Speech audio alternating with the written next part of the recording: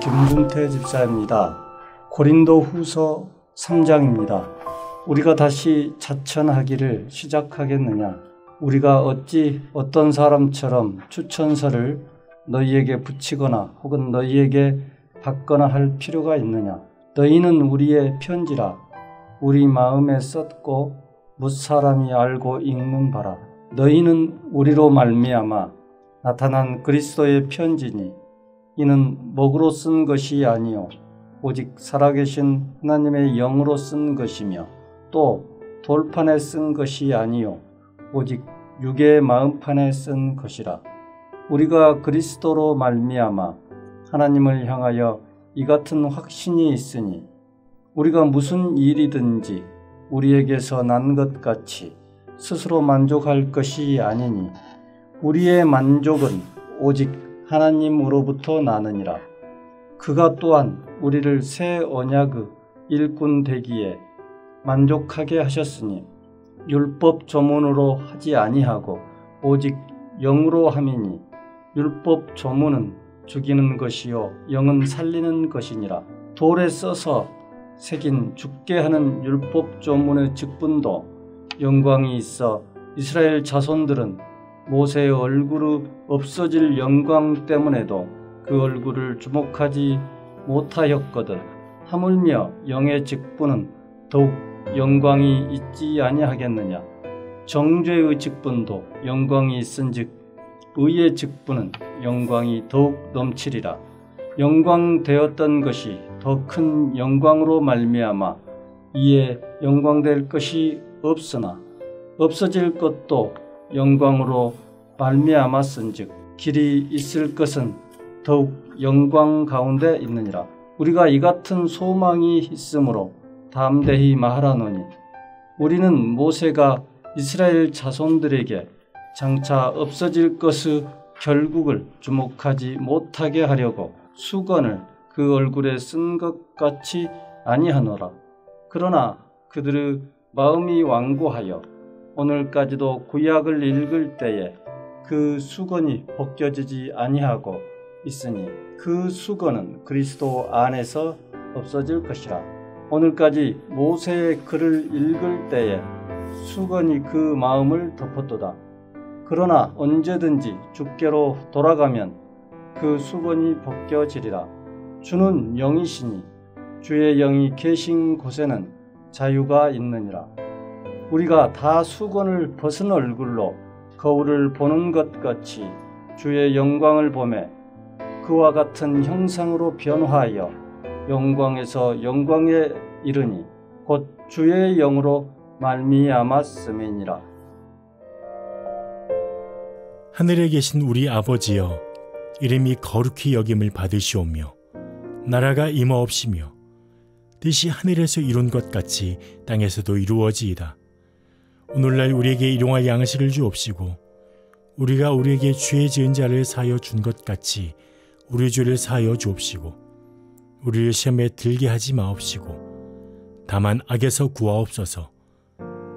대개 나라와 권세와 영광이 아버지께 영원히 있사옵나이다. 아멘.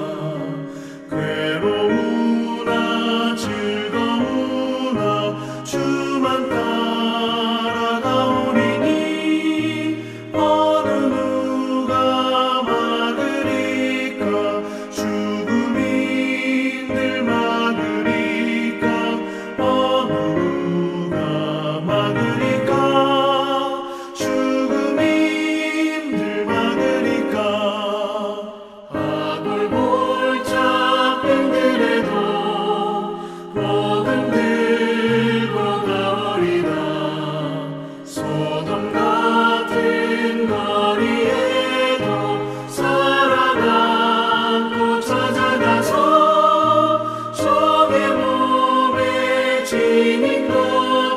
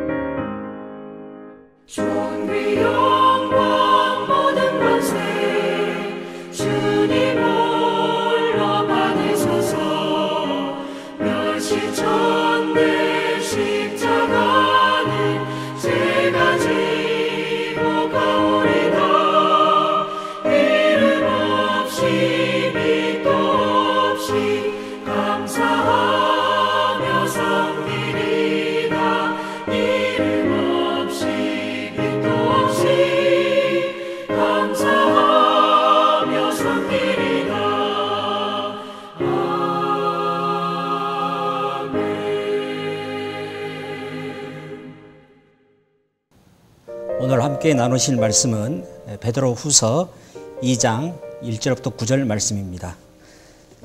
8절부터 읽겠습니다. 이는 이 의인이 그들 중에 거하여 날마다 저 불법한 행실을 보고 들음으로 그 의로운 심령이 상함이라. 주께서 경건한 자는 시험에서 건지실 줄 아시고 불의한 자는 형벌 아래에 두어 심판 날까지 지키시며. 베드로 전서는 세상 속에서 교회가 어떻게 존재하고 사명을 다해야 하는지를 이야기하고 있습니다. 특별히 사도 베드로는 교회는 세상 속에서 나그네로 존재해야 된다고 말합니다. 나그네로 존재하는데 하나님의 집을 이루어가며 왕 같은 제사장으로서 교회가 세상 속에서 선한 양심을 따라서 살아가야 한다고 이렇게 말씀하고 있습니다.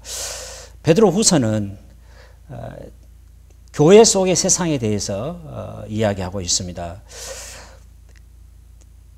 신성한 성품에 참여한 자들이 되었다고 교회 안에 있는 성도들에 대해서 이야기하고 있습니다. 신성한 성품에 참여하는 자들이 되었다고 하는 것은 예수 그리스도를 믿음으로 새로운 피조물이 되었습니다. 새로운 피조물은 하나님의 형상으로 우리가 다시 회복되었다고 하는 사실입니다. 이렇게 회복된 우리 그리스도인들은 이제 그리스도의 장성한 분량에 이르기까지 자라가야 합니다. 사도 베드로는 이러한 것을 신성한 성품에 참여하는 자들이 되었다고 이렇게 우리에게 말씀하고 있습니다. 그런데 이렇게 신성한 성품에 참여한 자들이 된 우리들에게 영적 해방꾼들이 있습니다. 마치 예수님께서 하나님 나라 안에 알곡과 가라지가 있는 것처럼 교회 안에 성도들이 있을 뿐만 아니라 그 성도들을 미혹하고 잘못된 길로 인도하는 거짓 선생들이 있다고 이렇게 말하고 있습니다. 이들은 이미 교회 안에 존재할 뿐만 아니라 계속해서 교회 안에 나타나게 될 것입니다. 그렇기 때문에 저희들이 신성한 성품으로 자라가기 위해서는 이러한 거짓 선생들을 우리가 잘 분별하고 또 경계해야 합니다. 오늘 본론에 오늘 말씀에 보면은 거짓 선생들이 활동하고 있습니다. 1절 말씀입니다. 그러나 백성 가운데 또한 거짓 선지자들이 일어났었나니 이와 같이 너희 중에도 거짓 선생들이 있으리라. 마치 구약 시대에 거짓 선지자들이 있었던 것처럼 신약의 교회 안에서도 거짓 선생들이 이미 와 있고 또 앞으로도 올 것이고 지금 활동하고 있다고 이렇게 이야기하고 있습니다.